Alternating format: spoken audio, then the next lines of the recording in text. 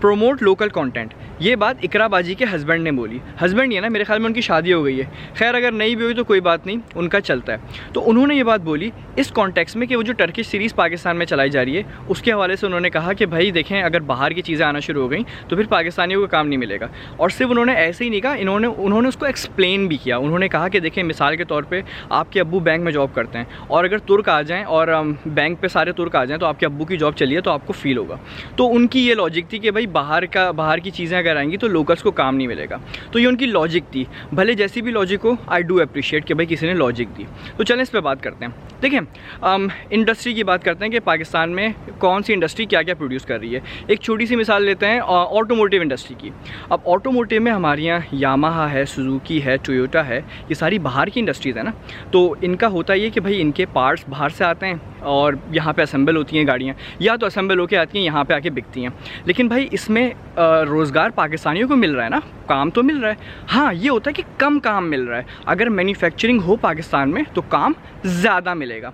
इसकी वजह क्या है, मैन्युफैक्चरिंग क्यों नहीं हो रही? क्योंकि हम अहलियत नहीं रखते, हम अहल नहीं हैं उस लेवल की गाड़ियाँ बनाने के।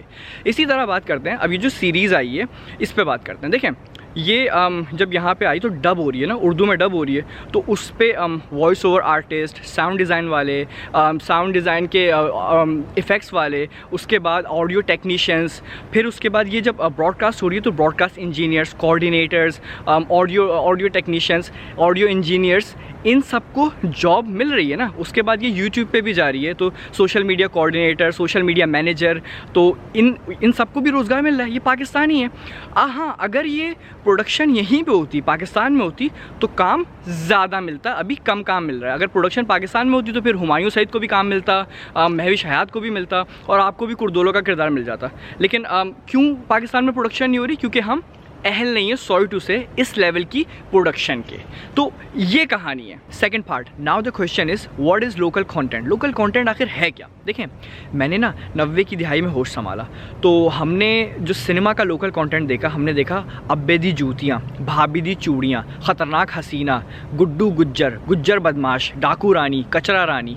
ये हमने सिनेमा का हमने लोकल कंटेंट देखा। इसमें बड़े बड़े पोस्टर लगे होते थे, शान भाई होते थे, रीमा बाजी होती थी, मीरा बाजी होती थी, शबनम जी होती थी, ये इनके पोस्टर लगे हुए होते थे और ऐसा लगता है इनको सुई मारो फट जाएंगी ये, इस तरह के पोस्टर लगे हुए होते थे। तो ये हमारा लोकल कंटेंट था सिनेमा का। और अगर सिनेमा में अभी के ऊपर आ जाएं, लेटेस्ट की बात कर लें, तो भाई अभी हमने बॉलीवुड को छापने की हदें पार कर दी। बॉलीवुड दुनिया को छापते हैं, हम बॉलीवुड को छाप रहे हैं। किस तरह भाई?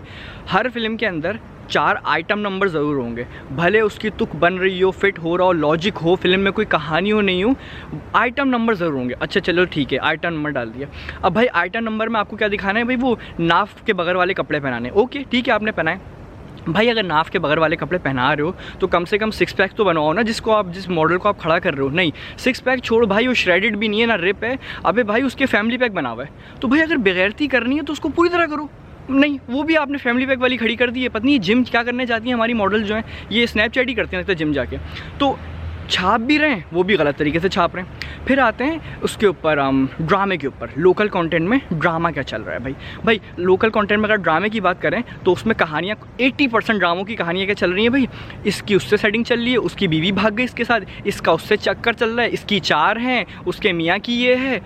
और अगर और थोड़ा एडवांस लेवल पे जाएँ तो भाई वो दूसरी कैटेगरी है कि सास बहू, सास ने ये कर दिया, बहू ने ये कर दिया, बस सास बहू। मतलब इससे बाहर निकल ही नहीं रहे, सेटिंगों चक्करों से बाहर निकल ही नहीं रहे। कौन लिख रहा है ड्रामे? मतलब उनके दिमागों में क्या शहवत भरी हुई है, क्या नजासत भरी हुई है, और कुछ है ही नहीं, कुछ चल ही नहीं रहा है इस मुल्क के अंदर। तो ये लोकल कंटेंट है, इस लोकल कंटेंट को सपोर्ट करें।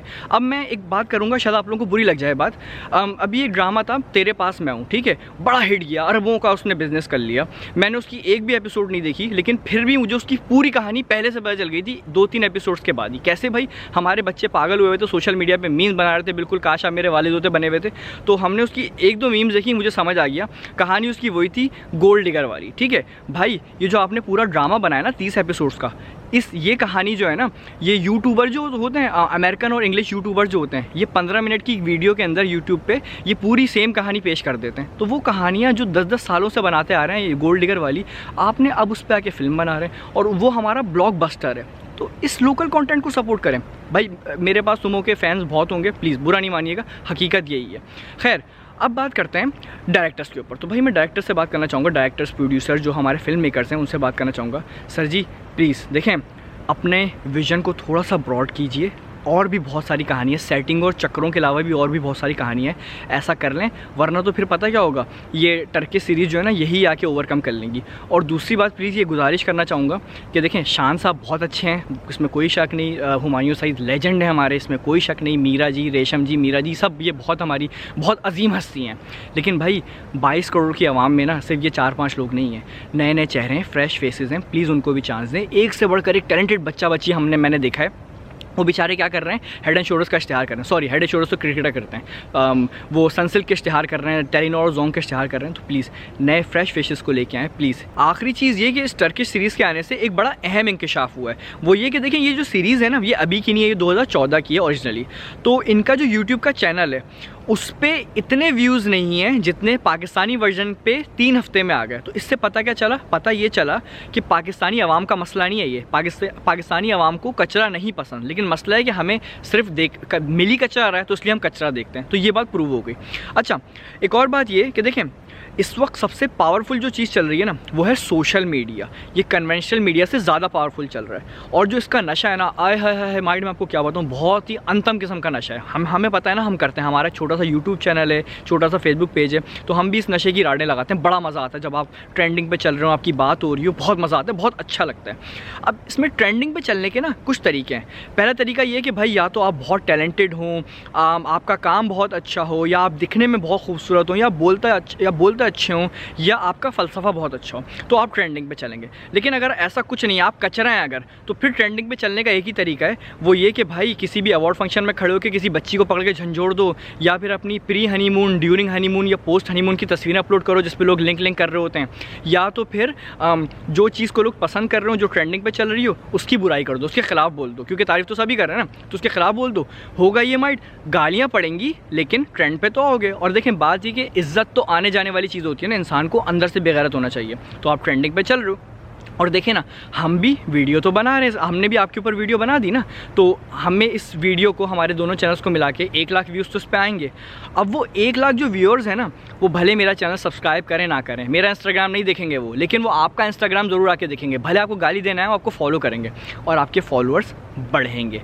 और जो ये रिक्रूटर्स होते हैं या सोशल मीडिया मैनेजर्स होते हैं या जो मार्केटिंग मैनेजर्स होते हैं, जब ये हायरिंग कर रहे होते हैं आर्टिस्ट की, तो वो क्या देखते हैं, एनालिटिक्स चेक करते हैं कि इसके सब्सक्राइबर्स कितने हैं। तो माइट आपका तो विन विन गेम हो गया। लेकिन मैं ये वीडियो पता क्यों बना रहा हूँ, 2 बातें हैं। पहली बात ये कि अगर किसी के कच्चे दिमाग में कुछ मिसकंसेप्शन है कि भाई ऐसा क्यों है, ये नहीं होने चाहिए थे, ये कंटेंट बाहर का नहीं आना चाहिए था, इससे लोकल इंडस्ट्री को नुकसान पहुंचा, तो नहीं, ऐसा कुछ भी नहीं है, लोकल इंडस्ट्री को नुकसान नहीं पहुंचता। अपनी इंडस्ट्री को अच्छा करने के बाहर की आपको चीज़ों को इम्पोर्ट करना ना पड़े। दूसरी चीज़ ये कि देखें, हुकूमत से मैं गुजारिश करना चाहूँगा, बहुत अच्छा इकदाम था ये, गुजारिश ये करना चाहूँगा कि प्लीज़ सिनेमा को रिवाइव कीजिए। अगर आप इंटरनेशनली अपना नैरेटिव दिखाना चाहते हैं दुनिया को, अपना अच्छा इमेज प्रमोट करना चाहते हैं, तो आपको सिनेमा को रिवाइव करना होगा। प्लस साथ साथ अगर अपनी यूथ को, आप अपनी जनरेशन को, अपने बच्चों की अगर आप कोडिंग करना चाहते हैं, अच्छी वाली कोडिंग करना चाहते हैं, तो इनको क्वालिटी कंटेंट दिखाएं। अपने बच्चों को इस तरह का क्वालिटी कंटेंट दिखाएंगे, अच्छी चीज़ें दिखाएंगे, तो आपके बच्चे फिर अच्छी नस्लें निकलेंगी। वरना फ़िलहाल जो नस्लें हमारे सामने, जो कचरा देख देख के हमारी नस्लें पैदा हुई हैं, आपके सामने है जो वो नस्लें। तो सिर्फ यही गुजारिश, मौतबाना गुजारिश करने के लिए मैं रात के इस पहर सर्दी में खड़ो के चमगादड़ों के बीच में वीडियो बना रहा हूँ, जबकि मुझे इस वक्त सहरी बनानी चाहिए थी। तो उम्मीद है आप लोगों को बात समझ आई होगी। ये थी आज की कहानी। मेरा नाम है कुतैबा महमूद, और अगर किसी को कोई बात बुरी लगी हो तो अपना बहुत ख्याल रखिएगा।